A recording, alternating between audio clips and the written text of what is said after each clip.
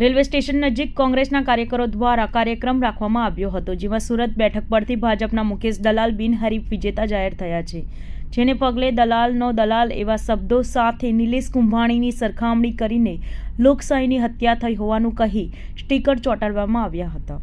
કોંગ્રેસે કહ્યું કે એક તરફ સરકાર મતદાન જાગૃતિના અભિયાન ચલાવી રહી છે, ત્યારે કુંભાણીએ લોકોનો અધિકાર છીનવી લીધો છે। રેલવે સ્ટેશન પાસે અમે સ્ટીકર ચોંટાડવાનો કાર્યક્રમ રાખ્યો હતો। નિલેશ કુંભાણીએ ગદ્દારી કરી છે, ત્યારે હવે તેના ટેકેદારો પણ લોકો દંડા ફટકારશે તેમાં કોઈ શંકા નથી। નિલેશ કુંભાણીએ 18 લાખ મતદારો સાથે વિશ્વાસઘાત કર્યો છે।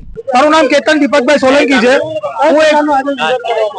આજે વિરોધ જે થઈ રહ્યો છે નિલેશ કુંભાણી જે કેન્ડિડેટ હતા કોંગ્રેસના અને એને ખોટી રીતે એ કરીને સામેવાળા પક્ષના જે નિલેશ દલાલે મુકેશ દલાલને જે જીતાડ્યો છે એ બાબત પર હું તમને જણાવવા માંગુ છું। પણ આજે મારે એક વાત કહેવી છે કે સુરત જેવા આટલા મોટા આધુનિક શહેર છે એને 4-5 જેવા લોકો મેનેજ કરે છે। જે બંધારણ હોદ્દાઓ બેઠેલા કલેક્ટર સાહેબને બી કહેવા માંગુ છું કે આ યોગ્ય છે? આજે હું મારો વોટ કેમ નહીં રાખી શકું? તો મારા વોટિંગનું શું કામ?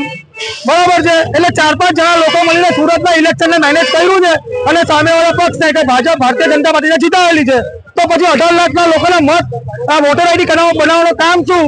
તો હું બધા મતદારો દરેક મતદારોને કહું છું કે કલેક્ટર કચેરી આપણે ગયે અને પોતાનો જે વોટર આઈડી કાર્ડ છે એ આપણે કલેક્ટર સાહેબને જમા કરાવી દઈએ। બરાબર છે। એટલે તમે જીતી જ ગયેલા છો ને, તો તમારે આવું જ કરો તો આવું જ કરો અને સુરતમાં આજ પછી ઇલેક્શન થશે જ નહીં। બરાબર। એટલે નિલેશ કુંભાણી જેવા ગદ્દારોને મારે કોંગ્રેસ પક્ષને કહેવું છે કે 140 વર્ષ જૂનો પક્ષ છે, તો આવા ગદ્દારોને મેન્ડેટ આપતા પહેલા તમે 100 વાર વિચાર કેમ નહીં કર્યો?